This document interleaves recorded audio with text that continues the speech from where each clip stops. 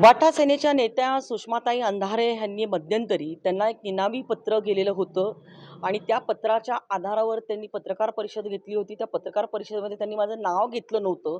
मात्र त्यांच्या नावावरती आलेलं पत्र त्यांनी प्रसारमाध्यमांना दिलं आणि प्रसारमाध्यमांच्या माध्यमातून ते नाशिकमध्ये पोहोचलं आणि काही प्रसारमाध्यमांच्या प्रतिनिधींनी ते मला देखील पत्र दाखवलं.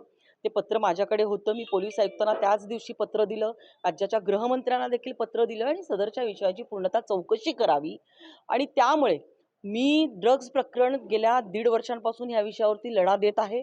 अनेक पुरावे मी प्रशासनाला, गृह खात्याला दिले आणि त्या पद्धतीने त्याच्यावरती चौकशी झाली. त्याच्यातनं काही कारखाने जे आहेत ते उघडकीस आले आणि मी या ड्रग्ज प्रकरणावरती सातत्याने बोलत आहे म्हणून तर माझ्यावरती आरोप होत नाही ना. आणि दुसरा विषय, उबाटा सेनेच्या नेत्या सुषमा अंधारे यांनी जे पत्र त्यांना निनावी होतं, निनावी पत्राला कुठलाही अर्थ नसतो, ते त्यांनी प्रसारमाध्यमांकडे लीक केलं आणि ते पत्र नाशिक जिल्ह्यामध्ये फिरलं. ह्याच्यातनं माझी बदनामी झाली.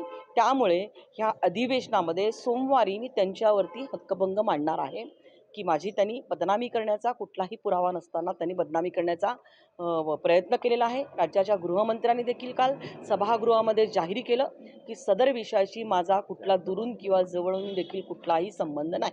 सुषमाताई अंधारे माझ्यावरती ड्रग्ज विषयाच्या बाबतीमध्ये त्यांच्याकडे गेलेल्या निनावी पत्राच्या आधारावरती त्या बोललेल्या होत्या आणि त्यांनी त्यांच्याकडे आलेलं जे निनावी पत्र होतं त्यांनी माध्यमांना दिलं आणि ते पत्र पूर्ण नाशिक शहरामध्ये त्या दिवशी फिरलं.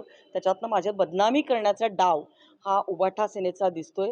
मी चांगल्या पद्धतीने काम करत आहे आणि एक लोकप्रतिनिधी म्हणून काम करत असताना अशा पद्धतीने आरोप म्हणजे आमची जर चूक असेल, आम्ही कुठं कोणाला मदत केली असेल तर जरूर आरोप करा, पण पुराव्यानिशी आरोप करा. अशा पद्धतीने कुठलाही पुरावा नसताना खोटे आरोप करण्याचं काम उबाटा सेनेने थांबवायला पाहिजे.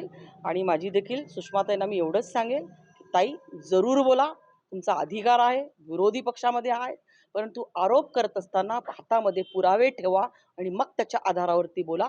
आणि जर असं नाही झालं तर निश्चित स्वरूपामध्ये आम्हाला जे एक शस्त्र मिळालेलं आहे, आमदारांना विधिमंडळाचा हा अवमान आहे, लोकप्रतिनिधींचा हा विधानसभेचा अवमान आहे आणि अशा पद्धतीने आम्ही महाराष्ट्राचे विश्वस्त आहोत. विश्वस्त म्हणून काम करत असताना उलट आपण बघितलं असेल की ड्रग्सच्या प्रकरणाच्या बाबतीमध्ये मी तर रोज बोलतीये.